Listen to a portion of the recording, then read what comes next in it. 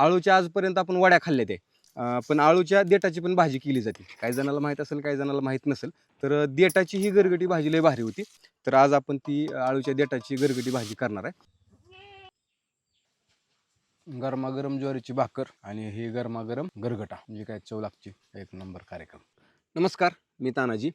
तर आजचा आपला बेत आहे आळूचा गरगटा. आता आळूच्या वड्या बिड्या तर आपण सतत खातच असतो.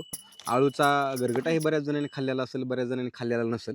तर आळूचा गरगटा केला जातो आळूची पानं आणि आळूच्या देठापासून. तर ही गरगटा पण बऱ्यापैकी आजकाल कोण करत नाही, अपदत नाही. ही गरगटा पण खूप भारी लागतो आणि आरोग्यासाठी खूप चांगला असतो. तर असा हे आळूचा गरगटा आज आपण करणार आहे.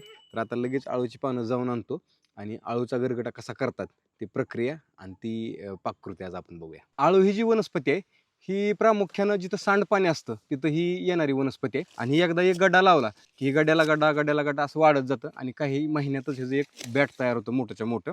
आणि मग एकदा ह्याचं बॅट तयार झालं की परत आपल्याला आळूची पानं कमीच पडत नाही ती. तर ही आळूची पानं तोडताना आपण थोडी काळजी पण घेतली पाहिजे, कारण ज्यावेळेस आपण ही आळूची पानं तोडतो, तोडल्यानंतर ह्याच्या देठातून एक असं रसायन बाहेर पडतं, रस बाहेर पडतो आणि ही थोडा घातक असतो. जर चुकून आपल्या नाजूक भागाला लागला, मी थोडक्यात जिभेला लागला, तर तिथं असं खूप चुनचुन उठती, आग उठती आणि जीभ अशी रट आल्यासारखं होतं, जड आल्यासारखं होतं. पानं तोडून घ्यायची आणि पानं आणि त्याची जी देठ आहेत, त्याचं जे दांड आहेत, व्यवस्थित असं चोळून साफ करायचं. त्याच्यावर काही धूळपपूट असू शकतो आणि ते लगेच साफ होतो. आणि व्यवस्थित धुवून घेऊन स्वच्छ झाली की मग ह्याला नीट करायला घ्यायचं.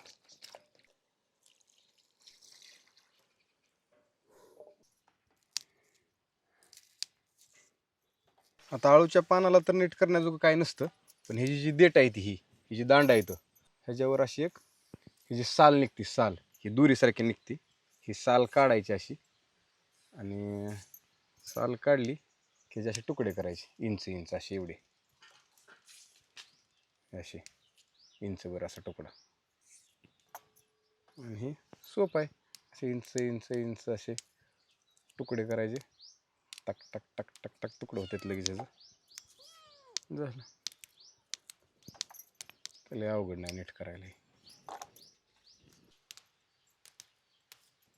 देठ नीट करून झाली, देठाचं तुकडं करून झालं की लगेच पानं चिरून घ्यायची.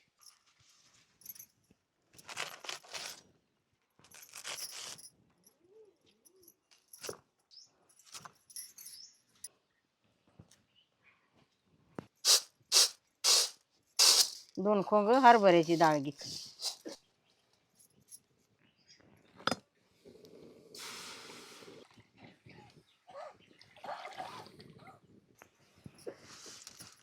डाळ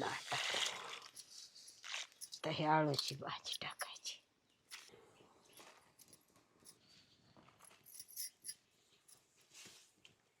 दोन खोंग हरभऱ्याची डाळ आणि भाजी एकत्र शिजायला टाकली. आता ही 15-20 मिनिटं चांगली शिजून द्यायची.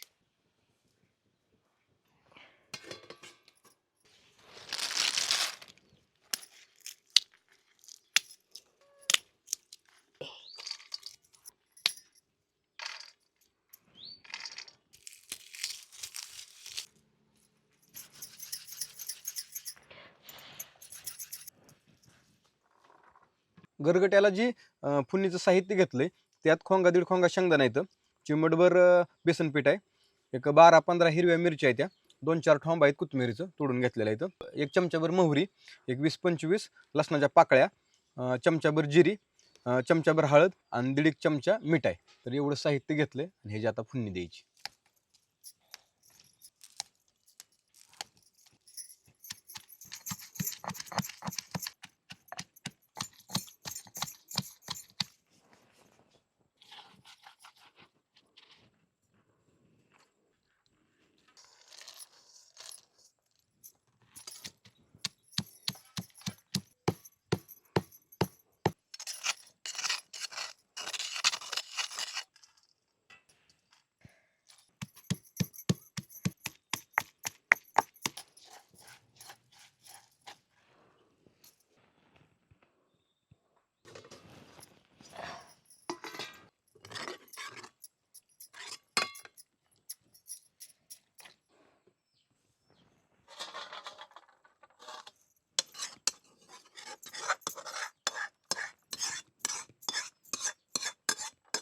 ही डाळीचं पीठ या गरगट्यात टाकायचं गरगटताना म्हणजे मिळून येतं.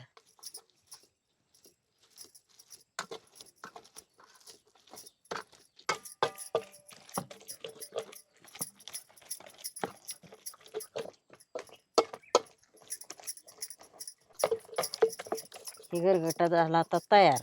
आता द्यायची फोडणी. 2 पळ्या तेल वाटायचं. ही आता लसणाची फोडणी.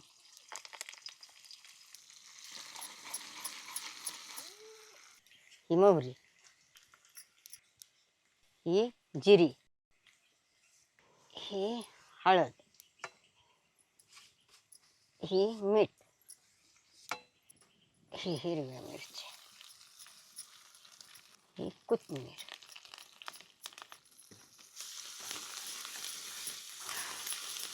मिक्स केलं सगळं.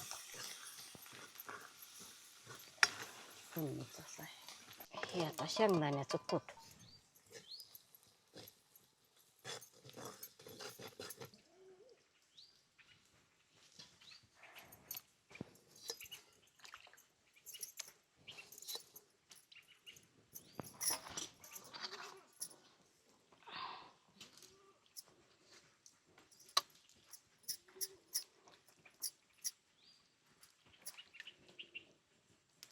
आता ही गरगटा टाकायचा.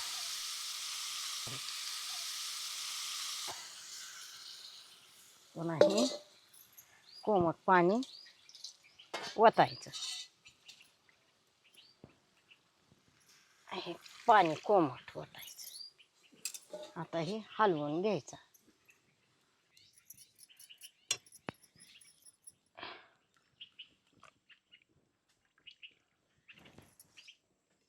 आता एक जाळ दिला की गरगटा शिजतोय.